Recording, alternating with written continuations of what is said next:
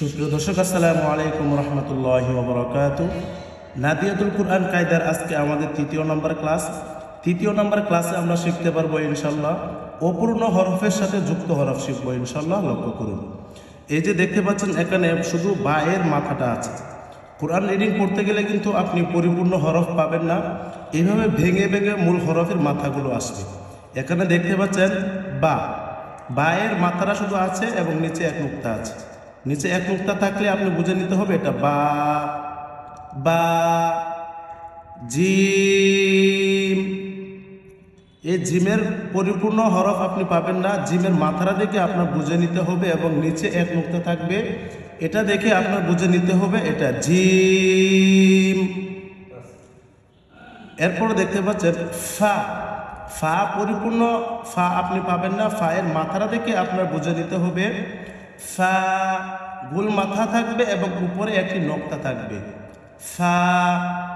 এরপর দেখতে পাচ্ছেন সদ, পরিপূর্ণ হরফ আপনি পাবেন না, মূল হরফের মাথাটা দেখে আপনার বুঝে নিতে হবে সদ। মিম হায়ে হাওয়াজ। কাফের পরিপূর্ণ রূপটা আপনি পাবেন না, ভেঙে ভেঙে হরফগুলো আসবে। কোরআন যখন আপনি রিডিং করতে যাবেন পরিপূর্ণ কাফ পাবেন না, পাবেন শুধু এভাবে কাফের মাথাটা। এই কাফের মাথাটা দেখে আপনার চিনে নিতে হবে এটা কাফ। শিন, কোরআন রিডিং করতে গেলে আপনি পরিপূর্ণ শিন পাবেন না, পাবেন কি এই শিনের তিনটি মাথা দেখে আপনার বুঝে নিতে হবে এটা শিন এবং উপরে তিনটি নক্তা থাকবে শিন। আইন, কোরআন রিডিং করতে গেলে আপনি পরিপূর্ণ আইন পাবেন না, এইভাবে আইনের মাথাটা দেখে আপনার বুঝে নিতে হবে এটা আইন। লাম, কোরআন রিডিং করতে গেলে আপনি পরিপূর্ণ লাম পাবেন না, লামের মাথাটা দেখে আপনার বুঝে নিতে হবে লাম। বা, এই যে চিহ্নটা দেখতে পাচ্ছেন একটি মাথা, এই মাথার নিচে যদি কোনো একটি নক্তা থাকে তাহলে আপনার বুঝে নিতে হবে এটা বা। গইন বদ,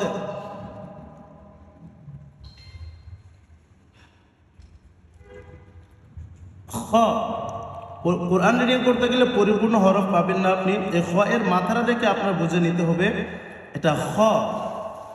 জিম ইয়ার মাথা যদি আপনি নাও চিনেন তাহলে কোনো অসুবিধা নেই, আপনার এতটুকু মনে রাখতে হবে নিচে দুই নোক্তা থাকলে ইয়া। এই যে দুইটা ডট ডট দেখতে পাচ্ছেন এটাকে নোক্তা বলা হয়, নিচে দুই নোক্তা থাকলে ইয়া। এরপর দেখতে পাচ্ছেন সা, শুধু সা এর মাথাটা থাকবে এবং উপরে তিনটি নোক্তা থাকবে, এটা দেখে আপনার বুঝে নিতে হবে সা।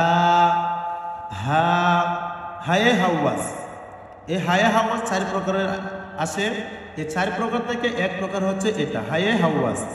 এরপর দেখতে পাচ্ছেন এটাও হায়ে হাওয়াজ, 4 প্রকারের হায়ে হাওয়াজ আসে। দ্বিতীয় প্রকার হায়ে হাওয়াজ হামজা, যদি কোনো হরফের উপরে হামজা থাকে তাহলে নিচের হরফ কোনো উচ্চারিত হবে না, উপরে যে হামজা দেখতে পাচ্ছেন এই হামজার উচ্চারণ হবে হামজা।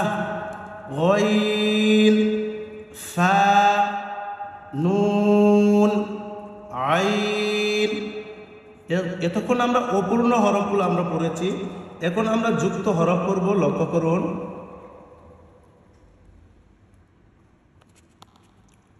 বায়ের সাথে একটি হরফ সংযুক্ত আছে, সেটা হচ্ছে আলিফ বা আলিফ। হা বা, হা জিম, জিম দাল, মিম আইন, আইন সদ, লাম। এভাবে কিন্তু যুক্ত হরফগুলো আসবে। এখানে আমরা 2টি হরফ দিয়ে যুক্ত শব্দ শিখতেছি ইনশাআল্লাহ। এর পরবর্তীতে আমরা 3 হরফ, 4 হরফ, 5 হরফ দিয়ে যুক্ত শব্দের বানান শিখতে পারবো ইনশাআল্লাহ। আমাদের এই প্রথম ক্লাসগুলো একটু গুরুত্ব দিয়ে করবেন ইনশাআল্লাহ, আশা করি উপকৃত হবেন। লাম লাম কাফ হা ওয়াও, হায়ে হাওয়াজ ওয়াও লাম এটাও কিন্তু হায়ে হাওয়াজ। হা মিম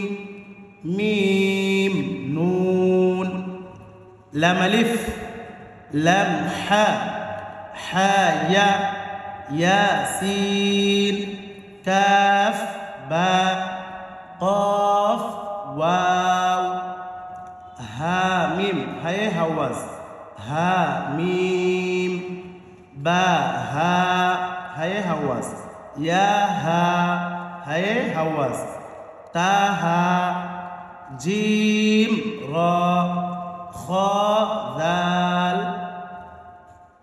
এরপরে দেখুন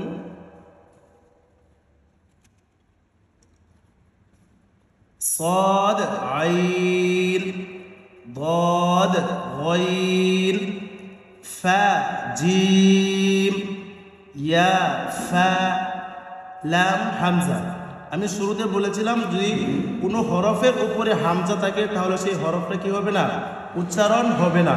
উপরে যে হামজাটা থাকবে সেই হামজার উচ্চারণ হবে। লাম হামজা, জিম হামজা।